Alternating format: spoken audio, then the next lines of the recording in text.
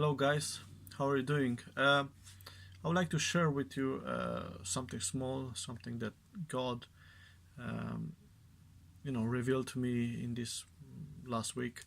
I was reading about Joseph's life, and we all know the story that he received a dream from God, and this man passed through a lot of things just to see his dream fulfilled, and we all know that his brothers became jealous on him, and finally he was thrown into a pit. But the word pit stands for preacher in training. So Joseph needed to be thrown there, and something else they realized was that Joseph couldn't become the second man after Pharaoh. He couldn't become the lord of his house, and so on, if his brothers wouldn't throw him into that pit. Or another example was that Jesus, he could make it without John, Mark, and so on, but Judah was the only apostle in Jesus' life that was necessary to take him to the cross. And many times we have people into our lives that help us to get closer to the cross, and it's not nice, and it's not it's not easy sometimes to deal with this kind of people. But these people, actually, they are put in our God puts them into our lives with a purpose for us to get closer to our calling, to get closer to our dream, the dream that God gave us.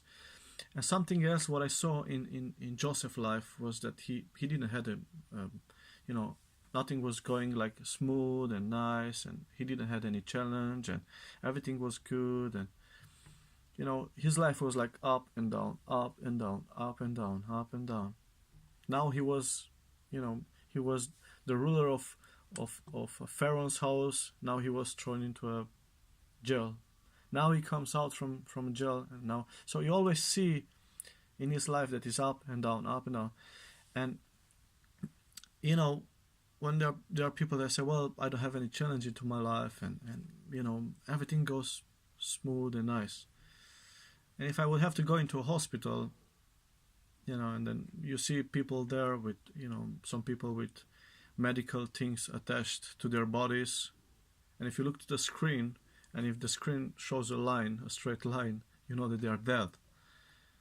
But if you see that this line, you know that they're alive. So many times this adventure keeps us alive with God, keeps us closer to the purpose that he planned for our lives.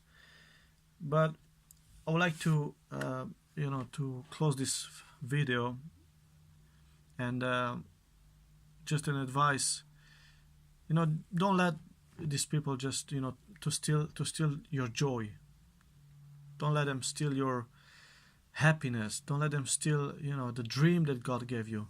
Joseph, he was fighting for his dream. Even when he was into a prison, he didn't complain. He didn't say, Lord, he knew that God is going to come. He knew that God is going to show up.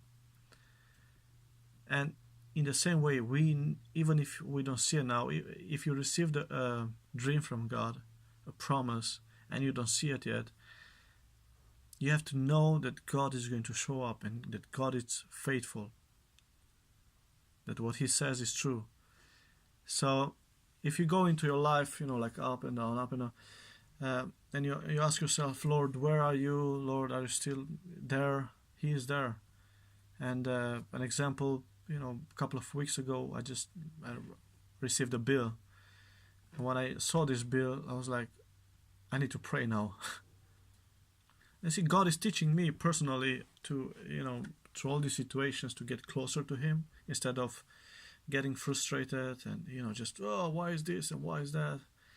And so he's teaching me, and he puts people into my life that they help me die more every day. And I'm telling you, there are people that they really help me to die. But I'm thankful for these people. I'm thankful for this kind of people, because without them, I wouldn't be what I am now in my life with God. So I want to encourage you. I want to, uh, to share with you this experience, and maybe it can help you. Yeah, I wish you the best, and don't forget, God is there. The promise is there, and He's faithful. If He says He's coming, He will come. Bless you. Have a nice day. In Jesus' name.